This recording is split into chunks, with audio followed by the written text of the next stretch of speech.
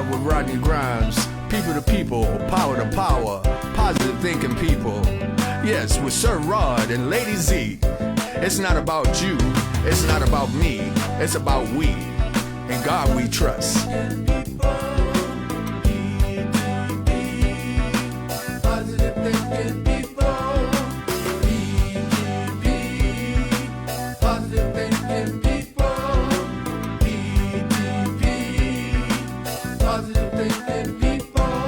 Every Monday night, every Wednesday night, every Friday night, every Monday night, every Wednesday night, every Friday night, every Monday night, every Wednesday night.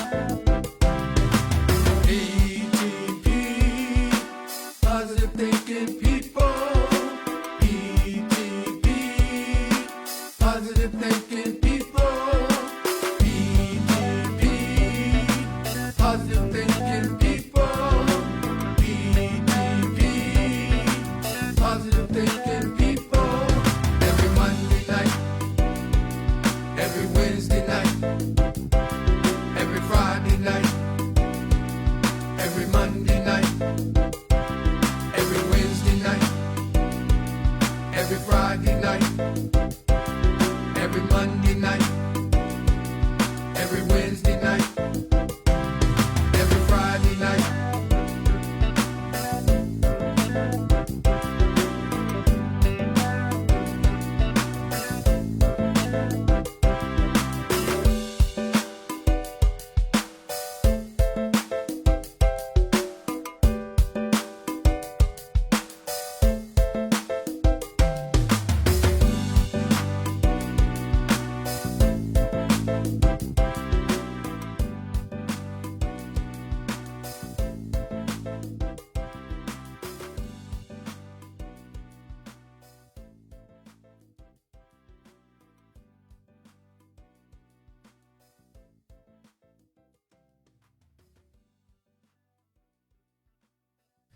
Good evening, good evening, good evening. Welcome. It's People to People with Rodney Grimes. Here I am, another day, blessed, above ground, opportunity to do what I do, bringing good information, things to you.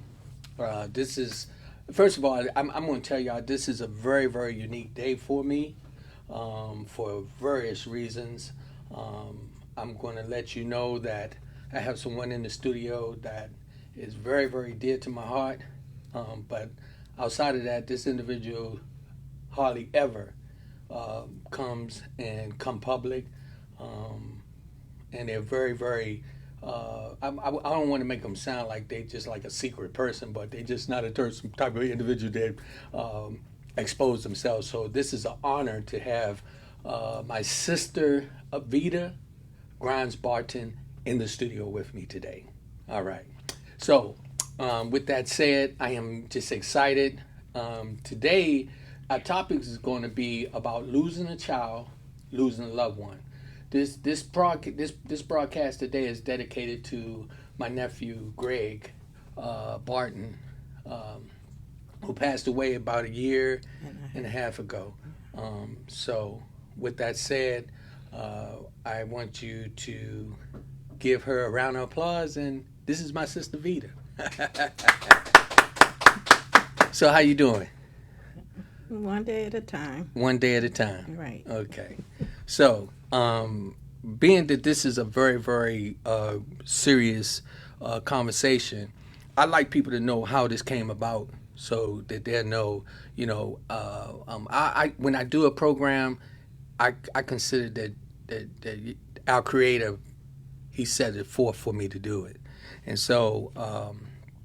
Before I get started, I want to send out my condolences to the Gibson family. I understand that the young lady, Donna Gibson, passed away this morning of cancer.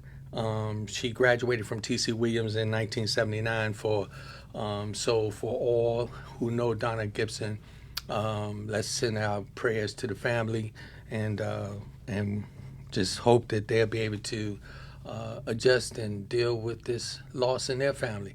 So again, today we are talking about losing a child, losing a loved one.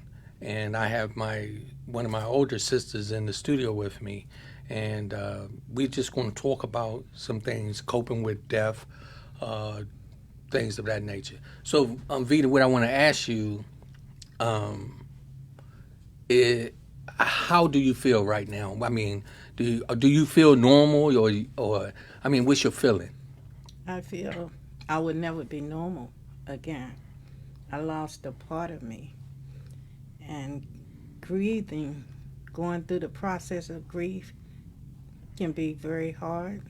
It can be a long journey. But I decided to get help because it was devastating and it still is. So I just want everybody to know there's help out there and you should at least try it. It took some convincing for me to step out and ask somebody for help. But I realized that I was going through things that I couldn't handle, Mm. and it was new to me. So I just want people to know grieving is a process, it's an individual process, and it's your journey. And don't let anyone ever tell you you should be over it. Oh, I'm sure you're okay. You're going to hear all sorts of things, and people mean well. Just remember, they mean well. If they haven't gone through it, they don't know what you may be going through. But take care of yourself because it's hard. It's nothing easy about it. That's it's really because coming from different perspectives, we have people who lose a loved one. So you lost a son, I lost a nephew, but my grieving is different from Right. yours. And I remember some years ago when our cousins passed away, and I went up to his brother, and I said, "What is it? What can I do for you?" And he said, "Give me my brother back." Right. Right? Okay. And I learned something from that. Sometimes we don't know what to say. Right. So sometimes people should just kind of step back and understand that when a person lose a loved one, they're in a whole different frame of mind than what you are. And when you walk up and say something, well, what can I do for you? That's kind of crazy because this is what he told me. He said, give me my brother back. And then I just looked at him and he said, but you asked what could you do for me? He said, but my message to you is just do whatever you can. Right. So, you coming and asking me. And so I realized that. So that was something that I took very serious. I wrote down some notes and I just kind of like, even right now with my feelings about this, having that you have two children. Right. So do you talk in the past tense or do you still have two children? I just came up in my support group last week, and I asked, how do I handle that Mm-hmm. when someone asks me how many children do you have? Because as far as I'm concerned, I have two children, Right. and the therapist told me you can say I have two children, but my son passed away last year. Right. And I never really thought about that because if a individual transition, it doesn't eliminate the fact that you was the mother to the Right. child. Right. And they still with you in a Yes. sense. Right. You know. So with many individuals whom when different levels of people, because of course we experienced. It hasn't been a year yet with my mother-in-law, Mm-hmm. and I was watching Zena, my wife. I messed up a couple of times. When she was crying, I kind of went in and was like, "Yo, you're gonna have to deal with this," And I didn't understand her position. Right. So a lot of times, there's a lot of people don't understand the grieving process. Right. So in the therapy and the help and support that you got, what was some of the pointers that they gave you to deal with the grieving? Well, to understand that it is a process, and there are techniques and tools that you get from them to be able to get through it. Early on, when Greg first passed, I was going through panic attacks, but I never had that, so I didn't know what it was. I could be walking, and all of a sudden, Greg stays on my mind 24/7, every single day. Every day. It still feels like yesterday that I lost him. But I had to learn through these panic attacks to stand still, and they gave me breathing exercises to do. And I found that I got through it. And when I said panic attack, I could be walking, just thinking about thinking, and all of a sudden I couldn't breathe. I mean, literally, I could not breathe. And I was like, what is going on? And you think all kinds of things. And at the time when it was happening, before I understood what it was, I was like, oh my God, I'm ready to go see my baby. I thought I was dying. Right. You know. But the weird part was, it's hard to explain. Let's just leave it at, I thought I was going to see my baby. So, Yeah. you know. Something else that was shared with me, and this was shared with me with some other individuals, when they talked about mothers, losing their child. It's a different connection. Yeah. I'm not saying that the fathers don't feel it. Right. But it's a different connection because that woman, she carried the baby. She carried that child. I thought about this all day today. Do you carry any guilt? Do you carry any regrets? Yeah, it's always gonna be something you wish you had it done, or you wish you hadn't have done, and I regret a lot that when Greg decided that he was tired of fighting the illness, and we knew he wasn't gonna ever get better, I stopped him from going into hospice. And I still regret the look he gave me because I stopped the people from having him sign the paper. I came in the hospital room just in time to say, no, he's not signing it. And the look on his face, I just kind of ignored it, I wasn't thinking about him and all he had been through for 9 months, that he was just tired. Yeah. And I regret that because I was thinking about him. I couldn't let him go, but if I was thinking more about him, I would have said, okay. But the second time, and he said to me, Mommy, I'm ready. I'm just tired. And that's hard for me to think about because I remember that day. And I said, are you sure? He says, yes. So I told the hospice nurse, I said, let him sign it. This is his life. Yeah. That got to be one of the hardest things for a mother or a parent to do, to say, okay, then I'm going to stand beside you for you to leave me physically. Right. I can't even imagine that. And the one thing he asked me once we talked him into moving back in with us, and he told me one day, he said, Mommy, when it's my time, I don't want to be alone. I want to be here. And I said, well, I'll make sure that happens. And he said, that's my biggest fear, because towards the end, he had to go to the hospital all the time. We was always taking him to the emergency room. Till one day, he said, I don't want to go to the emergency room. I said, well, Craig, you need some help. He said, no, I don't want to go. And I said, okay. So I said, we'll keep you as comfortable as we can. But he had to end up going. Finally, he had to go back in because whatever was going on was so serious. And I said, oh, my goodness. I talked to the hospice people. I said, I got to get him home. I got to get him home. And they kept saying, he's having too many seizures. You can't take him. I said, I have to get him home. And this is time of COVID. Because when it first on, they didn't let us in the room. He went in that hospital alone Yes. alone. Remember, you was Yeah. outside the window. Yeah. He could see See you me? from the Yeah. window, Yeah. and you was talking. He couldn't hear Hear me, you, but but I was talking to him. right. And that's hard.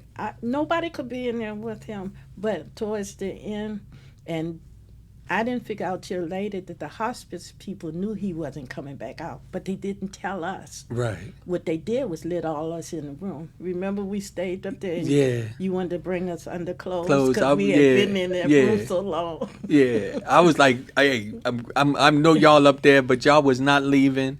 No. That was really, first of all, that was just unique. It was powerful. I'm sitting here, to be honest with you.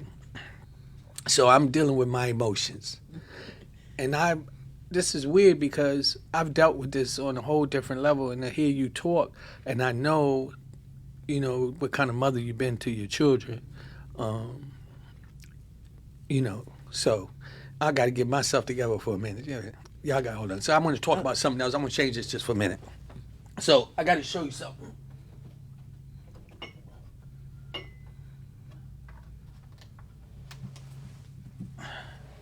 This piece right here, I bought for my nephew.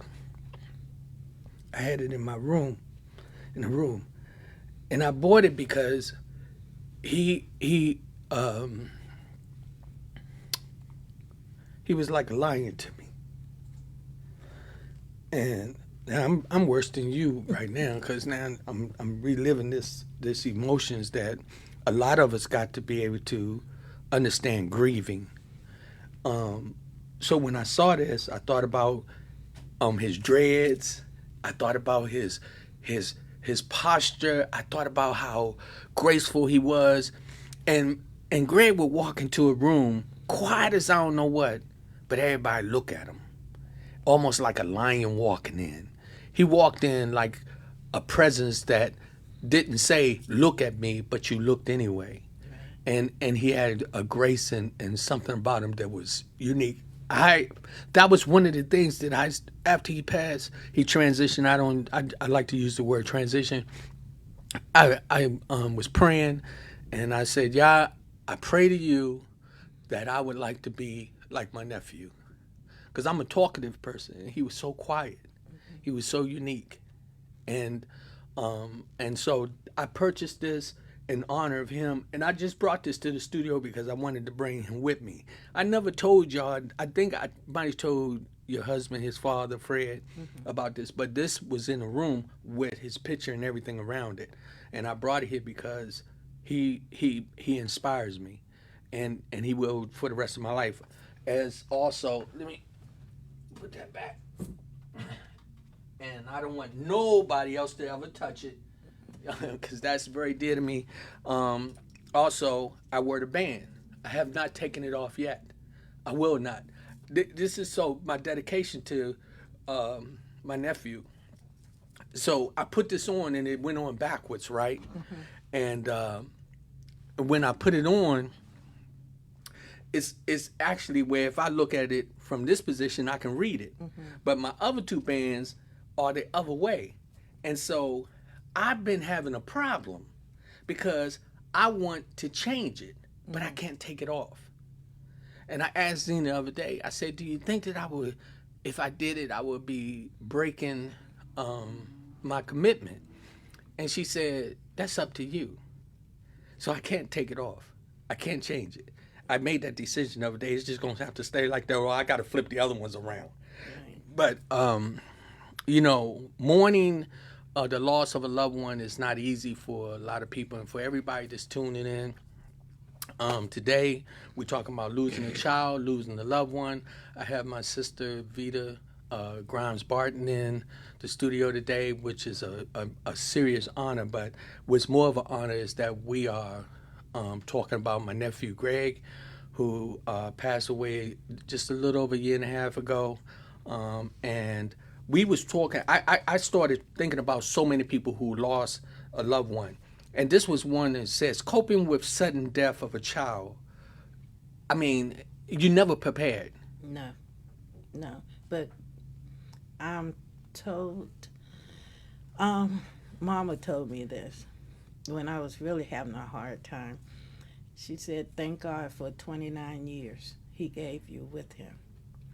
So I try to keep that in the back of my mind. So when the hard days come, I think about it because he didn't have to give me 29 years. Remember when he was born, Right. they told me he wasn't going to live. He came in this world fighting. He went out fighting. Yeah. When he got sick and I took him to the emergency room, they say he had 2 months to live. He lasted 9 months. His doctor said, I've never seen anything like it. I said, my baby came in fighting and he went out fighting. Yeah. You know, but it is what it is, and I'll never understand it. And I just try to get through the day. And I want to really tell people when someone's lost someone, please don't tell them it's going to get better. Right. When you love that person is a part of your life, it's not going to get better because they are not coming back. Yeah. So that's not possible. Right. Just tell them you'll get through it. Now, I haven't made it there because people have told me, oh, you're doing great. They don't have a clue Mm-hmm. because I'm in their present, but I'm not present with them. Right. But they don't know that. Right. But that's the way I deal with it. So that's what it says. Coping with sudden death of a child. Some of the pointers, it says stick together. A lot of people got to know that when somebody lose a loved one, you got to be right there and be a support system. It was hard because you remember when you were tending to your son, my nephew. I wanted to come over there. You told me I couldn't because of COVID. I was remembering right after he transitioned, I wanted to come over, and you still was telling me I couldn't because of COVID. Because my sister was not playing when it come to COVID. She was not playing. I'm letting you know now. She didn't care who it was. My mother couldn't even come over there, right, for a minute. But it says stick together, seek professional help. It says accept help, prepare for delayed grief. Yes. There's a few family members who tell me that I haven't really grieved. Even my daughter. She said, Mommy, you haven't let it out yet.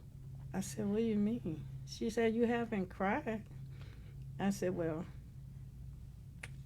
I guess I have cried, but I haven't cried in the way you all. Right. You know, you haven't seen me.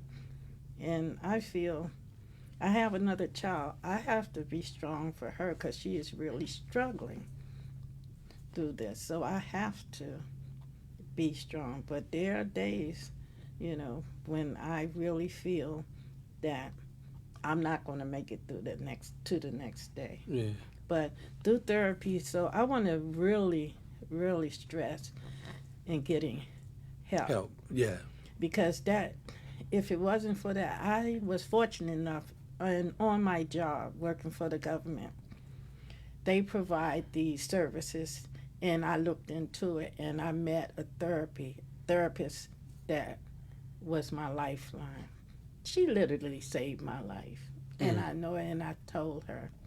Unfortunately, I retired, and I couldn't use the service anymore, but she did. And I say, seek help. It's help on your jobs. It's help through your health providers. And they have support groups, which doesn't cost you anything. But if you can get a therapist where you can have the one-on-one, I find that that's more beneficiary to me than the support groups. But the support groups are good because therapists are so expensive that I don't have one now. I'm still attending the support groups, so they help a lot.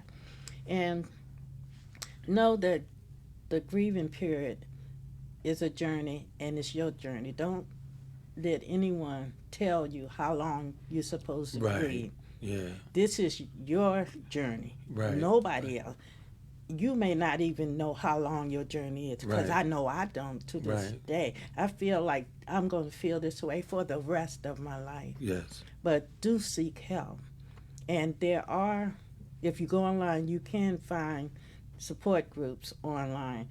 And for anyone who's lost a child, I just want to put this one out there. There's a support group called Compassionate Friends, and it's for grieving parents. And they were really good. The only reason I don't attend their group anymore is because they went inside. And COVID's still out there, so I'm not going in. But they are fantastic. And they are really supportive. And you can tell that this means everything to them to get you through the grief. So, Compassionate Friends, you know, Google them. Shout out to Compassionate Friends, and I thank you for being there for my sister. It's still we got some others there. It says, okay, continue seeking professional help. It said everything you just said. It said find a support group. It said pay attention to your health, Yes. and it said avoid negative people. Oh, yeah. Because you got a lot of people who really don't understand your grieving, and then they get in their feelings because you're not grieving the way that you want. They want you to. They want to see you falling and screaming and whatever. And a lot of people, I've had a few people even say that to me, even with my mother-in-law and with my nephew. And some people in my family said it to me. Some individuals, and anyway, they said something about the way that I was grieving, which they don't realize is that my grieving was private. And it's personal. And Yeah. on my phone, I got every now and then what I would do is I go back and read his messages that I told him I was going to break him out of the hospital. I told him, I called him. I'm the uncle who say some crazy stuff. Y'all already know. I called my nephew and where I texted him. And he was texting me back, and I told him, I said, I'll meet you at the back door, get your clothes. We getting ready to go and rob a bank. And he texts back and said, Uncle Rodney, I don't think we want to do that.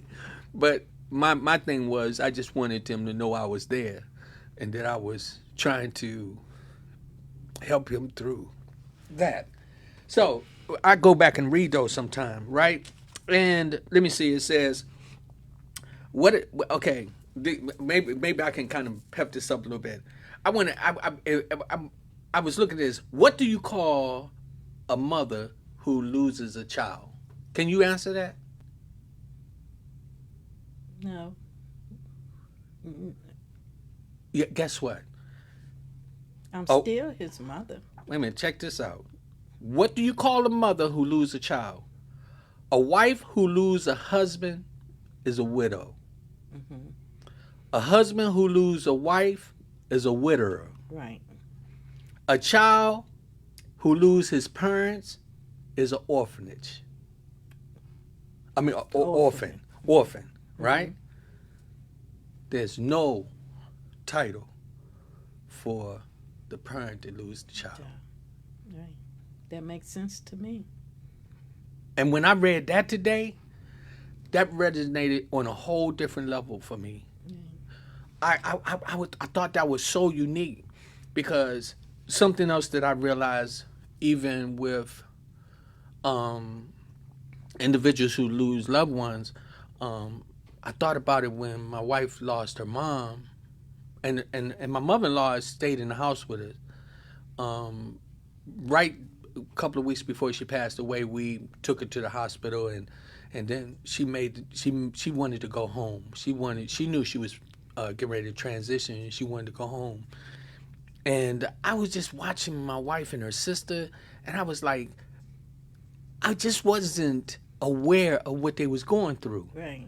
And a lot of times I was selfish, not intentionally, right, but I wanted them to do things a certain way. But that was their mother. Right.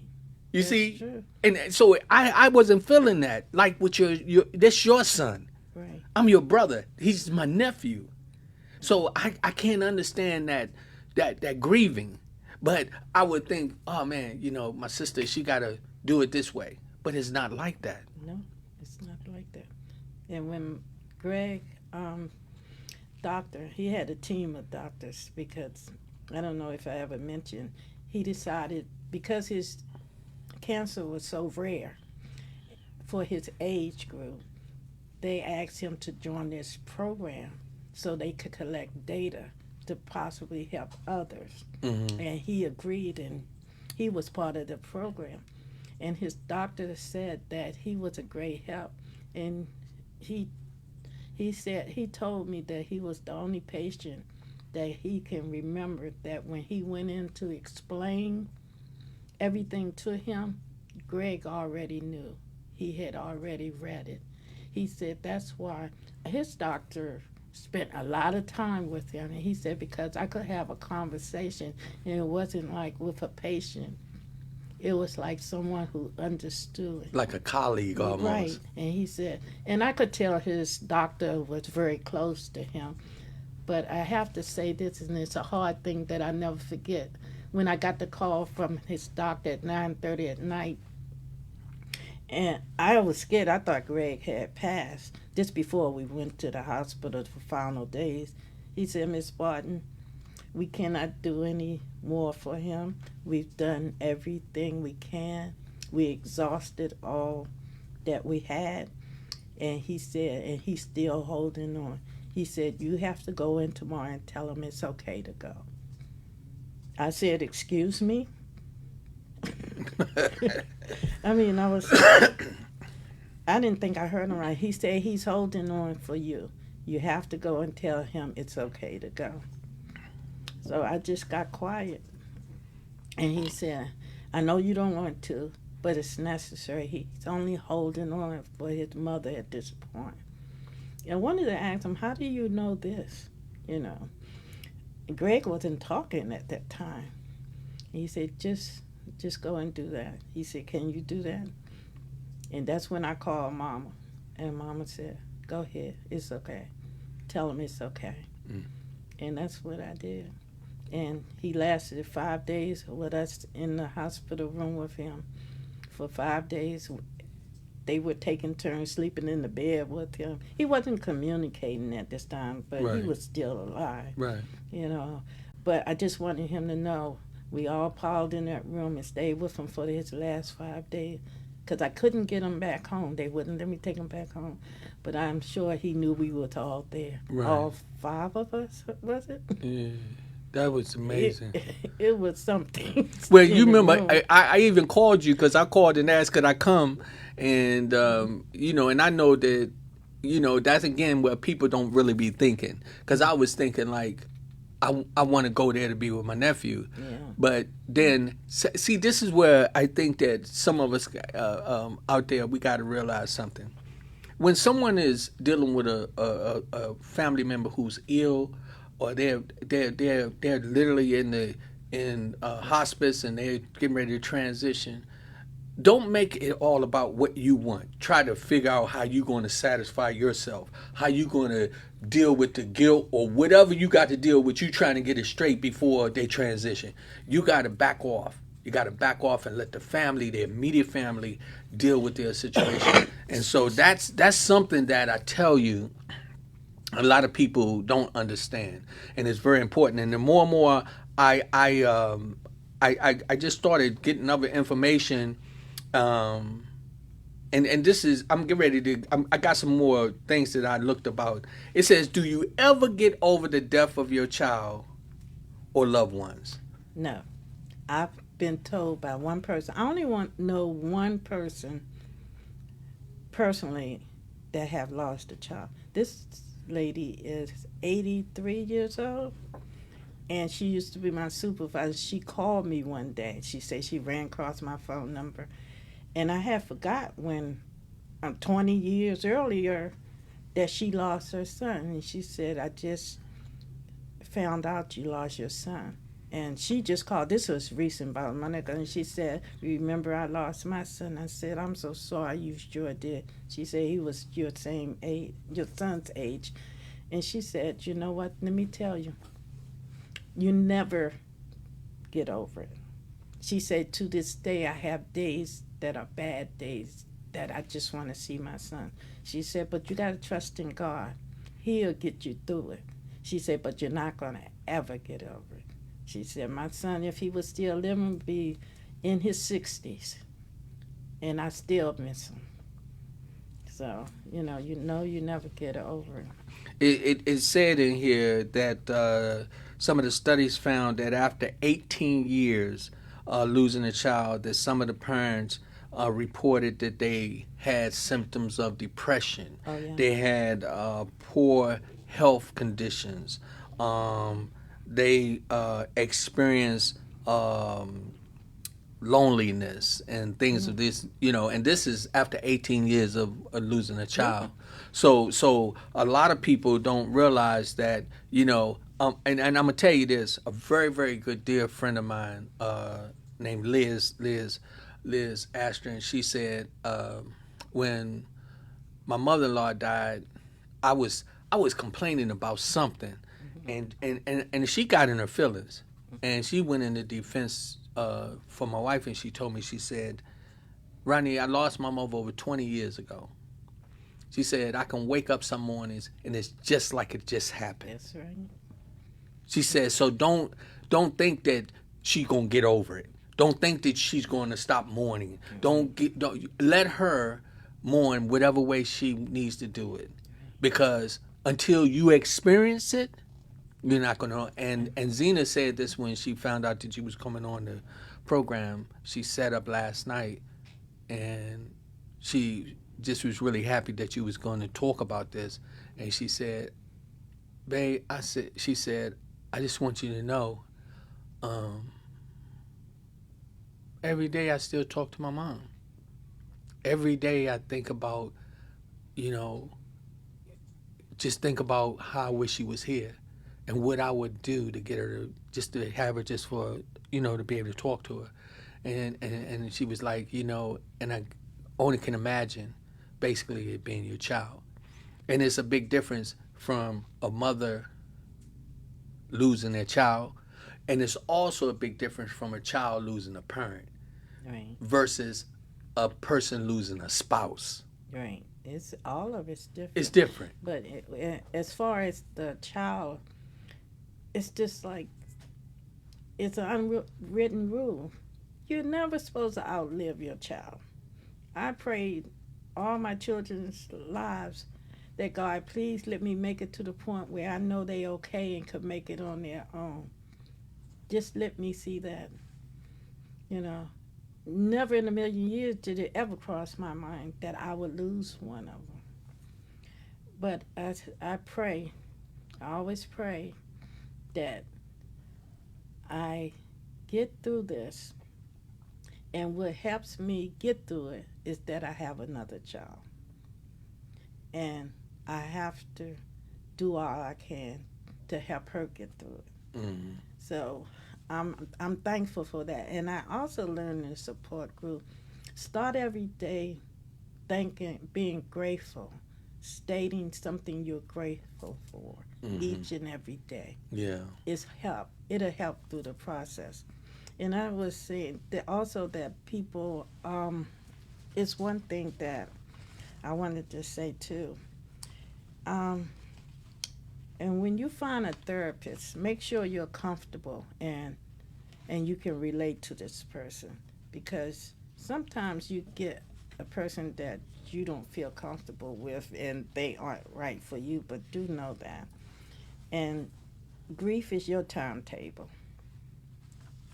no one else's. And when someone say, "Oh, you should be over it by now," or I have had one person say, and I come off, I don't really show how I'm feeling.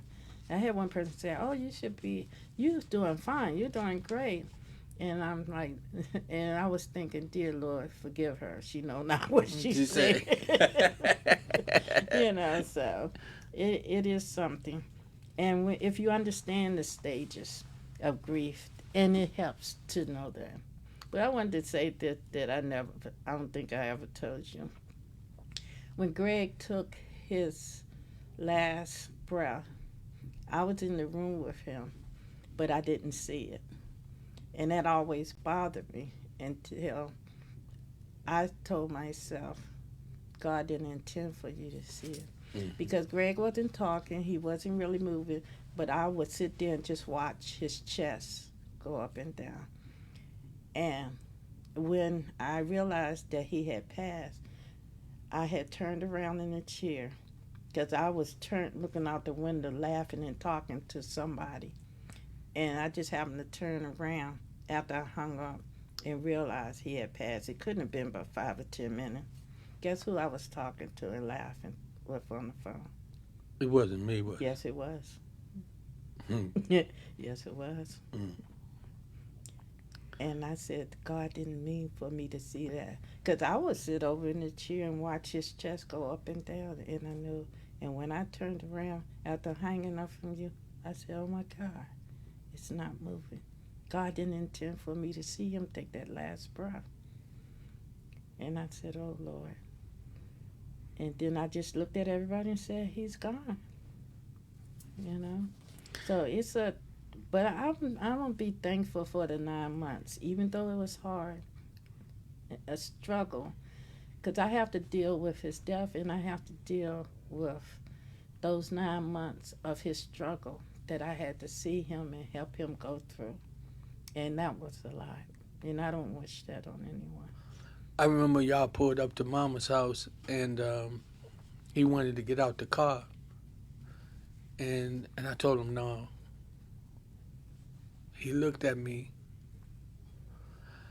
He gave me a look that was like, I love you, you know I'm sick, and it is what it is. Like, I don't know how to even describe it. That was the last time that I saw him face to face. But he gave me courage. Yeah. He gave me courage because I knew he was holding on. I knew he was fighting. And a lot of times when I think by myself, I be thinking, you know, just how amazing he was and how strong he was to go through the process of what he did for the 9 months. And then I think about you and Fred and Rika, and I only can imagine what it was like for y'all to try to prepare yourself, but you can't. No. You can't. You can't prepare yourself for knowing that any day or any minute, this could be the last time I can say I love you, and you can acknowledge that they hear you physically. Right. And my anger with God, I still, it takes a lot, but I'm angry with God a lot. Not as much as I used to be. But I know when he was alive one day and we were talking and I said, Greg, I'm just so angry with God. Where's the miracle? You know? And he said, Mommy, God didn't give me this. You can't be angry with God. And I never forgot that. Now, what he meant, how, I still think about that, but that's what he said. I can't be angry with God. He didn't give it to him. And he struggled. I mean, he struggled. He never complained. Oh, God. No one will ever know all he went through, all the pain he had. He never complained. But he never was a complainer anyway. Regardless. Yeah. He was a gentle giant. He was a gentle lion. He just was just an amazing individual, and I just really had the utmost respect for him. And many times, even now, what they're talking about dealing with grief, for those who are watching and you dealing with it, you may be dealing with the process of going through what my sister went through, where you getting ready to see a part of your family transition. You got to be able to talk about it. You got to be able to deal with the truth, but also you got to deal with acceptance. You got to accept that you're not to blame. You're not guilty, because I know a lot of us know if you can fix it, you would. Right. You would. You would would give your life for your child. Yeah. I know that's for a mother for sure. Right. I saw a long time ago. This was another time. You know, I always talk about something. I say something crazy. You remember the cat that used to be in the alley? We called her Miss Blackie. Mm-hmm. So you remember the Elena Thompson and all of them used to live. They had the dog named Snoopy. across the alley. So one day, somehow or another, she must was trying to move her kittens through the yard, and Snoopy, the dog, was going after the kittens. And Miss Blackie, the cat, she would jump over there, and I mean, she would fight him. And I mean, I was watching. We was trying to get him so that he couldn't get to the kittens, but it was just too much commotion going on. Plus, Snoopy will bite you, so because he bit me in my thigh. But I watched her. It was phenomenal. What happened? She'd jump over there and she would get one of the kittens and jump over the fence and drop the kitten and jump back. But by the time she got back over, I think she had 3 kittens at the time. He got one of them and bit it, and the kitten died. Miss Blackie got that kitten out of there. She jumped back over there again. The mother instinct was phenomenal.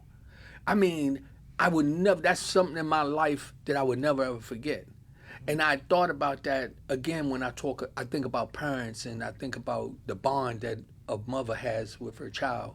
Right. You know, and I know I can't compare that with you know, being a woman and a cat, but people understand the bonds between the mother and their offspring is something that only a mother can really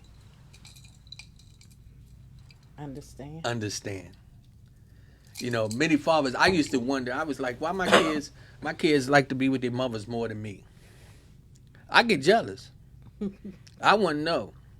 But I understand because I love my mom. I love our mother like that. And so, you know, it's a process of that relationship that what you call the umbilical cord that has that connection that the man don't have. Right. And so when you deal with that, go ahead. When you deal with that, it's something. It's something. So it says, is losing a child the same as losing a spouse? We talked about that. No, it isn't. It's a big difference. Yeah, I'm sure. I don't know about how that feels, but you know, it is different. It has to be. But the father, as far as we talk a lot about the mothers, but the father, I have to say that Fred, he grieves in his own way, and I see it sometimes. Excuse me, but he said when he spoke a couple of times, and he would just say, why couldn't he just need an organ? Why couldn't I be able to give him an organ to save his life? Yeah. I said, God didn't deem it that way, you know. Well, I you know, we do Bible study, and I've learning a lot about just the process of life itself. And one of the things that I realized that a lot of things that happen, we want to blame God, but God don't put nothing on people to cause pain and hurt and all that. Right. He don't do that. Mm-hmm. This is the process of life itself, and we deal with it on that level. But you know, again, even with some of the fathers and the males out there, you know, we deal with things differently. We grieve in a different way. You know, women are more they're more passionate with it, and it's almost like we already know. Most of the time when you want to ask for something, you want to go ask mama, because you don't want to ask daddy, because daddy probably going to tell you no. And if mama know is, you know, she going to do what she can. No, go ahead. Sorry. You want one of these? Yeah. Yeah, there you go. So, for everybody that just tuned in, this is People to People with Rodney Grimes.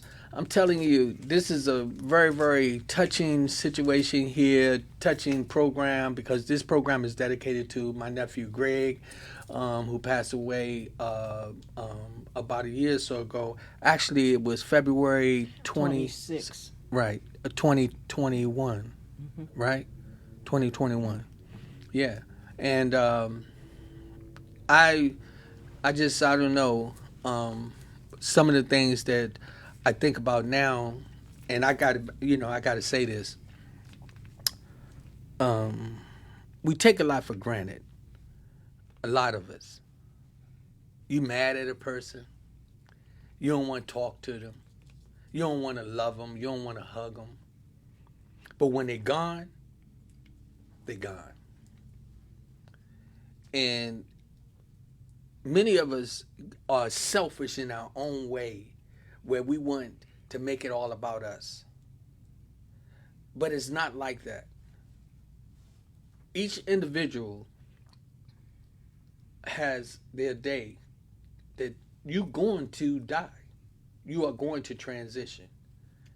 And it's going to be that time that you're going to have to answer to the Creator on your terms and His, not what somebody else thought or what they wanted to do.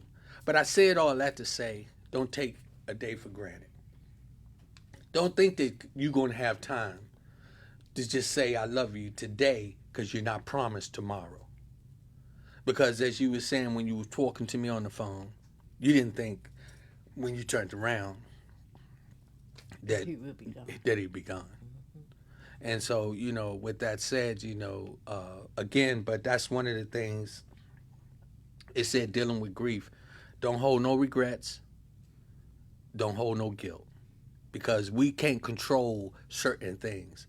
And in that process, it is what it is. And when I say that, I tell some people like this. You'll be going to the grocery store, and for some reason, this one person will walk in front of you and stop you. And you'll be wondering, what did they, why they do that, and you start getting in your feelings, but you don't realize that one person who walked in front of you could have just saved your life from something else taking place. And this has happened in many, many cases. But us as individuals, we have a tendency, just not to really understand the process of life. And we all got a number. We all have a number that we're going to have to answer. We have a mother that's 91 years old. Yes. Right? Yes. And I'm going to tell you something what really tickles me about that. She said that she never thought that she was going to see one of her grandchildren die before her.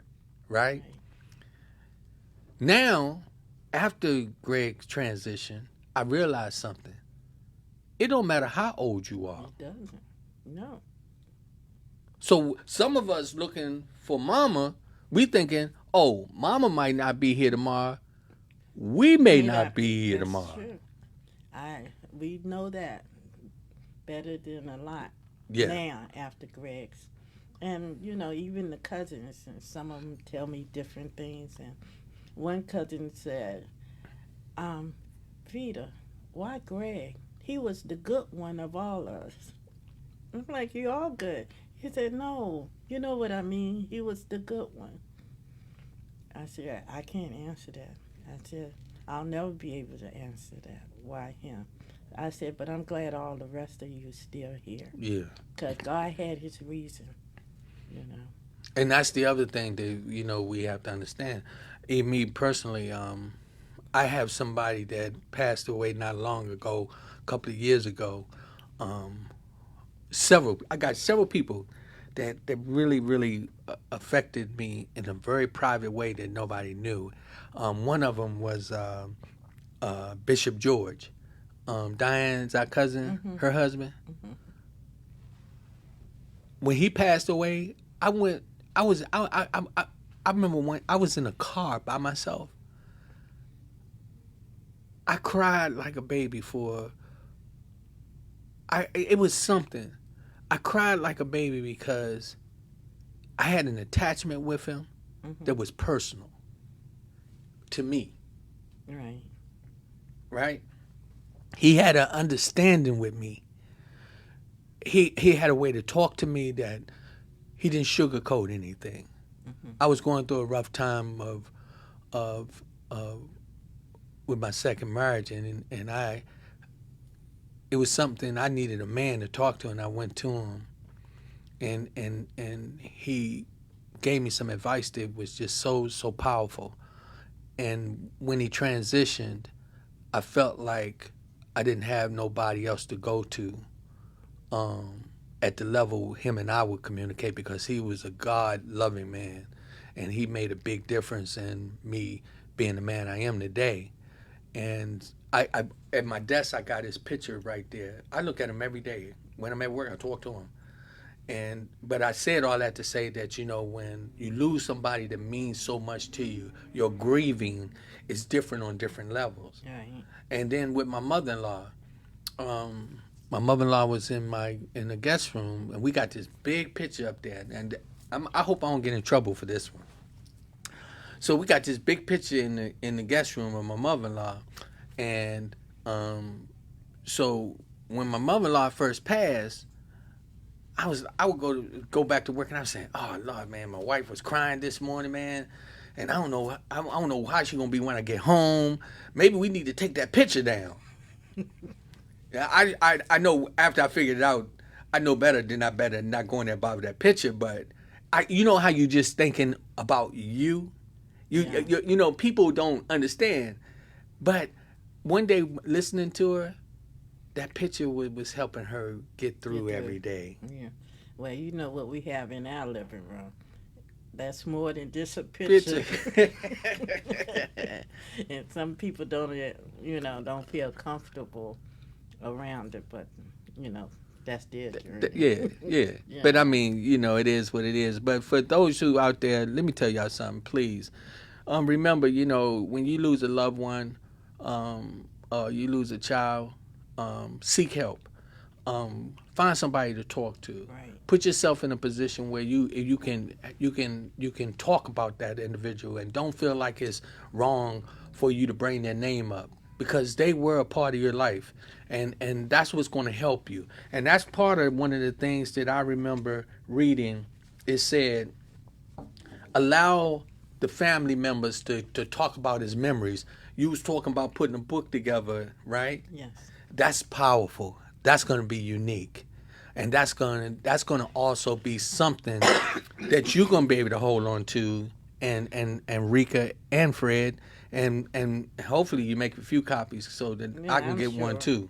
But I want to, for the people that's listening that know him, I want them to know that I will be touching base with them, because I want everyone to contribute something to this book, a memory or whatever that you want to send to me, and I am going to put it in book form, because I didn't realize till he passed, as quiet as he was, how many people knew him and just appreciated him, and As a person, man. yeah, and said how fantastic he was. I was so shocked, and I'm like, how did all these people know him? You know, and Brian is the one that always called me when he have a dream. 1 a.m. I just had a dream about Greg. I have an interview tomorrow. He's gonna go with me and help me get this job. Then he calls me days later. I got the job. Greg helped me get the job. He came with me. I mean, he just keeps in touch. One day he said, I'm going to be your son now.